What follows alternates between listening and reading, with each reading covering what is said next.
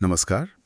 आज हम एक बहुत ही प्यारी कहानी पर बात कर रहे हैं, हवा और लालटेन। हाँ, सुनने में ही कितना अच्छा लगता है, हवा और लालटेन। बिल्कुल। ये कहानी है निको नाम के एक बच्चे की। कोई 7 साल का होगा। एक शांत से गांव में रहता है, पर उसका मन गांव के पास वाले जंगल में अटका है। वही जंगल जहाँ जाने से बड़े मना करते हैं ना। हाँ, वही। कहते हैं मत जाओ, खो जाओगे, अंधेरा है, टाइप की बातें। लेकिन निको की जो जिज्ञासा है वो उसे वहीं खींचती है। तो आज हम इसी कहानी की थोड़ी गहराई में उतरेंगे। और देखिए, यहीं से बात शुरू होती है। बचपन की वो जिद, वो जिज्ञासा जो बड़ों की बनाई सीमाओं को चुनौती देती है। निको डरता नहीं है, वो बस हैरान है। मतलब ये हवा पेड़ों से गुजर कर जाती कहाँ है आखिर, यही सवाल है। तो इसी सवाल के पीछे वो एक शाम निकल पड़ता है।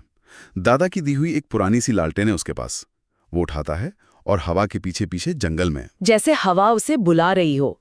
हाँ, या शायद रास्ता दिखा रही हो, एक इशारे की तरह। और ये लालटेन, ये बड़ी दिलचस्प चीज है। क्या है ये? सिर्फ रोशनी या कोई प्रतीक मार्गदर्शन का, या शायद जैसा आपने कहा दादा ने दी है तो परंपरा, या फिर या निको की अपनी हिम्मत, उसकी अंदर की अपनी रोशनी। बिल्कुल। कहानी सोचने पर मजबूर करती है कि ये असल में क्या दर्शा रही है। तो खैर वो जंगल में थोड़ा अंदर जाता है हम्म। और उसे एक बहुत ऊंचा पुराना सा पेड़ दिखता है। हाँ। और उसके नीचे एक छोटा सा दरवाजा, अजीब सा। हाँ, और उस पर कुछ लिखा भी था शायद। हाँ, लिखा था, सिर्फ वही खटखटा सकते हैं जो सचमुच जिज्ञासु हों। अच्छा, तो मतलब सिर्फ सोचने वाले नहीं। बल्कि हिम्मत करके पहुंचने वाले। सही बात है, जिज्ञासा पर अमल करने की हिम्मत। और निको, वो जरा भी नहीं हिचकिचाता, खटखटा देता है। और फिर दरवाजा खुलता है और अंदर से एक अजीब सा छोटा सा जीव निकलता है। हाँ। जिसकी दाढ़ी काई जैसी हरी है और आंखें जैसे पिघला हुआ सोना हो। अंबर जैसी। वाह। और वो जीव क्या कहता है निको से? वो निको को देखता है, लालटेन को देखता है और बस सिर हिलाता है। कहता है, तुम लालटेन लायो। अच्छा। मतलब तुम तैयार हो? निको पूछता है, तैयार किस लिए? तो वो जीव कहता है, हवा को सुनने के लिए। हवा को सुनने के लिए।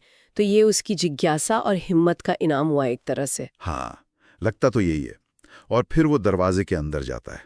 अंदर जो वो महसूस करता है, कहानी कहती है, उसे वो शब्दों में बता नहीं सकता। अच्छा। जैसे बिना शब्दों वाले गीत, पत्तों की फुसफुसाहट में कहानियां, सितारों से आती हंसी जैसी आवाजें। ये तो बहुत गहरा अनुभव लगता है। शायद इसीलिए शब्दों में बयान करना मुश्किल है। ये शायद एक रूपक है उस समझ का, उस जुड़ाव का, जो हमें तब मिलता है जब हम दुनिया को खुले मन से महसूस करते हैं, बिना दिमाग से परे जा पर। हाँ बिल्कुल।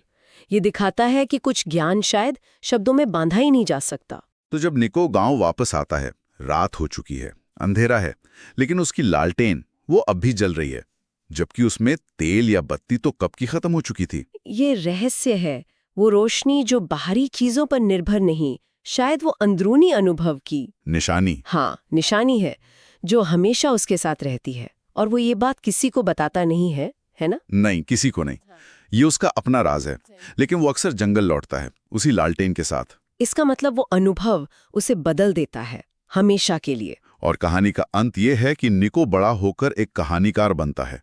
कमाल का कहानीकार, ऐसा जिसकी कहानियां सुनकर लोग सोचने लगते हैं कि क्या सच में हवा में कोई राज छुपा है? क्या हवा उन लोगों से बात करती है जो उसका पीछा करने की हिम्मत करते हैं? तो उसका वो अनुभव, वो अवर्णनीय चीज उसकी कहानियों में झलकती होगी। सीधे तौर पर नहीं शायद, पर एक एहसास की तरह।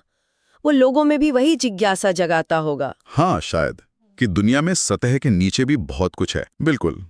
तो कुल मिला के ये कहानी किस बारे में हुई? मेरे ख्याल से तो ये अपनी अंदर की आवाज, अपनी जिज्ञासा के पीछे जाने की हिम्मत के बारे में है।